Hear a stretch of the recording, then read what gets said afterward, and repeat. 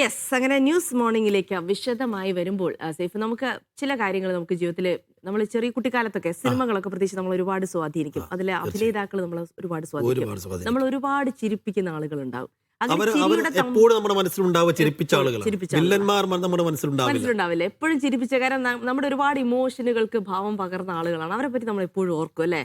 അങ്ങനെ മലയാള സിനിമയിൽ പറയുന്ന ഒരാളായിരിക്കും തീർച്ചയായും അത് ജഗതി ശ്രീകുമാറാണ്. നമ്മുടെ ഉള്ളിൽ ചിരിയും ഒപ്പം ഒരു നൊമ്പരവുമാണ്. കാരണം അദ്ദേഹത്തിന്റെ ഇപ്പോഴത്തെ അവസ്ഥയോർത്ത് നമുക്കൊരു നൊമ്പരം ഉണ്ടാകും. പക്ഷേ ജഗതി എന്ന് കേൾക്കുമ്പോൾ തന്നെ നമ്മുടെ ഉള്ളിലേക്ക് ഒരു ചിരി വരും. അപ്പോൾ നമ്മൾ ഈ ചൂടുള്ള വാർത്തകളിലേക്കൊക്കെ വരുന്നതിന് മുമ്പ് ഒന്ന് ജഗതി ചേട്ടനെ പറഞ്ഞിട്ട് പോകാം. അദ്ദേഹത്തെ പറയണം, കാരണം ഇന്ന് മലയാള സിനിമയുടെ അതുല്യ നടനായ ജഗതി ശ്രീകുമാറിന് 75 വയസ്സ് തികയുകയാണ്.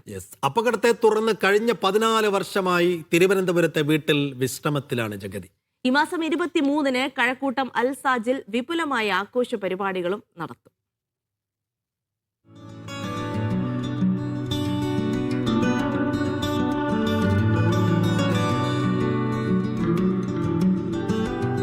പ്രേക്ഷകരെ നിർത്താതെ ചിരിപ്പിക്കുകയും ചിന്തിപ്പിക്കുകയും ചെയ്ത ജഗതി ശ്രീകുമാർ, മലയാളിയുടെ അമ്പിളിച്ചേട്ടൻ. അപകടം അദ്ദേഹത്തെ നിശബ്ദമാക്കിയെങ്കിലും കഥാപാത്രങ്ങളിലൂടെ തൊടുത്തുവിട്ട ചിരി അനശ്വരമാണ്. തിരുവനന്തപുരം വിളപ്പിൽശാലയിലെ വീട്ടിൽ പതിവ് ദിനം പോലെ ജന്മദിനവും. അനുവാദം കൊടുത്താൽ സുഹൃത്തുക്കളെത്തി ലളിതമായ ഒരു ചടങ്ങ്. ഈ വർഷം അദ്ദേഹത്തിന്റെ സിനിമാ ലോകത്തേക്കുള്ള തിരിച്ചുവരവാണ്. ശക്തമായിട്ടുള്ള കമ്പാക്ക് അല്ലേ ഇപ്പം നടക്കുന്നത്. ബല എന്ന് പറയുന്ന പടത്തിൻ്റെ ഷൂട്ടിംഗ് ഇപ്പോൾ ജനുവരി 9 തുടങ്ങും. അതിൽ വളരെ ശക്തമായിട്ടുള്ളൊരു വേഷമാണ്. അതുകൂടാതെ 3-5 പ്രോജക്റ്റുകളുണ്ട്. അങ്ങനെ ശക്തമായിട്ടുള്ള കഥാപാത്രമായിട്ട് ശക്തമായിട്ട് തിരിച്ചു വരുന്നു എന്നുള്ള ആലോചിക്കുമ്പോഴത്തേക്ക് സന്തോഷമുണ്ട്. 2012 അപകടത്തിന് ശേഷം 2022 മമ്മൂട്ടി ചിത്രമായ CBI 5 ദ ബ്രെയിനിൽ ജഗതി മുഖം കാണിച്ചിരുന്നു. ഷൂട്ടിങ്ങിനൊരുങ്ങുന്ന അരുൺ ചന്തു ചിത്രം വലയിൽ മുഴുനീള കഥാപാത്രമായി ജഗതിയുണ്ട്. മറ്റ് ചിത്രങ്ങളുടെ ഷൂട്ടിങ്ങും ഈ വർഷം ഉണ്ടാവും.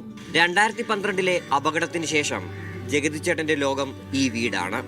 ഇവിടെ നിന്ന് സിനിമയുടെ വിശാല ലോകത്തേക്ക് അദ്ദേഹം ഏത് നിമിഷവും എത്തുമെന്ന പ്രതീക്ഷയിലാണ് ദശലക്ഷക്കണക്കിന് വരുന്ന ആരാധകർ.